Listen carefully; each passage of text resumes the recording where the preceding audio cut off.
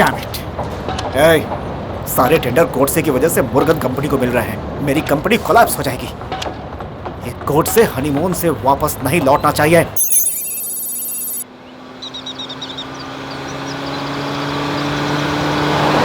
तुम्हारी ड्राइविंग तो बहुत अच्छी है। You are an expert. No, romantic. हाँ? कैसे मानूं? एक बात बताऊं, ड्राइविंग करते वक्त जिसके दोनों हाथ स्टीयरिंग पर हो, यानी उसकी शादी नहीं हुई। शादीशुदा हो तो उसका एक ही हाथ स्टीयरिंग पर रहेगा। तब उसका दूसरा हाथ कहाँ होगा? यहाँ। और सोचो अगर दोनों हाथ यहीं रहे तो फिर क्या होगा? एक्सीडेंट होगा और क्या।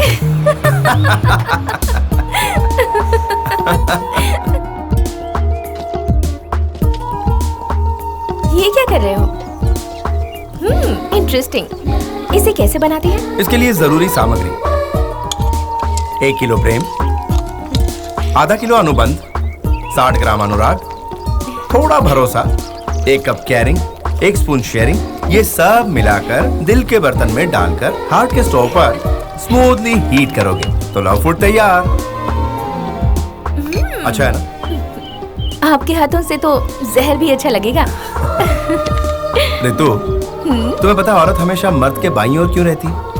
क्योंकि दिल इंसान के बाईं ओर रहता है इसलिए। You are wrong. जेब बाईं ओर रहती है ना, इसलिए। Stop stop stop. क्या हुआ? Go back, go back. इसलिए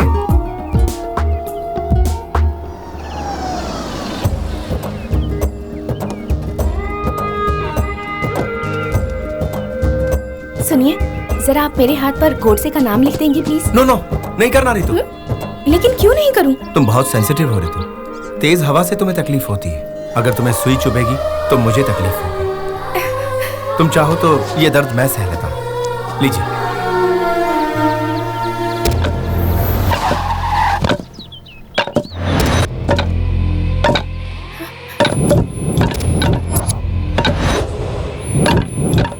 गोडसे?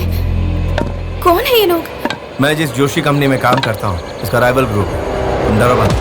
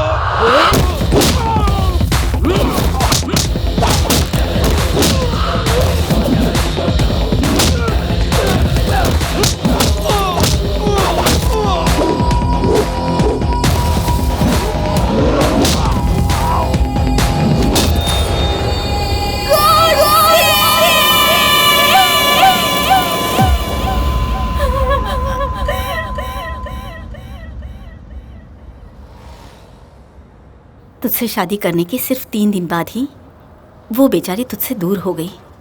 तब से लेकर आज तक वो तेरी राह देख रही है। रीतू,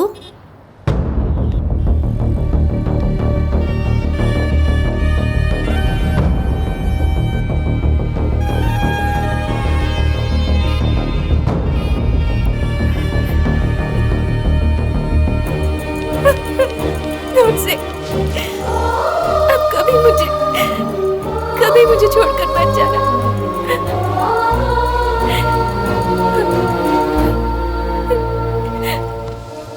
तुम कौन हो मैं नहीं जानता। तुम मुझे नहीं पहचानते? अब कहो कि इस टैटू को भी नहीं पहचानते जिस पर मेरा नाम लिखा है। अब भी तुम्हें मेरी बातों का यकीन नहीं है? नहीं है, क्योंकि मुझे जन्म देने वाले असली माँ बाप ये है और ये है मेरी असली माशूका। हे ऊपर वाले, ये तू मेरे साथ क्या मजाक कर रहा है? देखो तो, बच्चा पैदा करके रोड पर छोड़कर हम जैसों को परेशान कर रही है। सुने लड़के, तुम्हारे माँ बाप ये हैं। बेटा, इतनी बेइज्जती होने के बाद तुम यहाँ रहना चाहते हो? चलो हमारे साथ।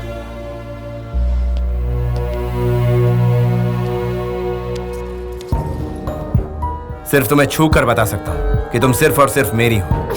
ए, तुम मेंटल हो क्या कि याददाश्त खो गई है? जन्म देने वाले माँ बाप को छोड़कर किसी को भी अपना माँ बाप बोल रहे हो? ठीक है, तुम्हारे माँ बाप कौन है ये पता करने का अब एक ही रास्ता है, DNA टेस्ट। अगर उस टेस्ट में ये साबित हो गया कि ये ही तुम्हारे माँ बाप हैं, तो मैं भी मान लूंगी कि मैं ही तुम्हारी लवर हूँ और तुमसे शादी भी करूंगी। क्या तुम तैयार हो?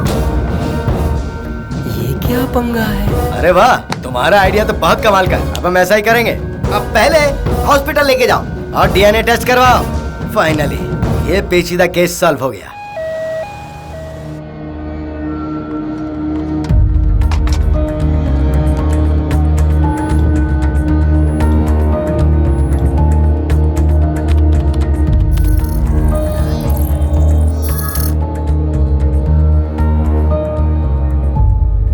एक्सक्यूज मी, आप में से भूपति मालती देवी कौन है? हम ही हैं डॉक्टर साहब। DNA टेस्ट रिपोर्ट के मुताबिक ये लड़का आप ही का प्रूफ हुआ है।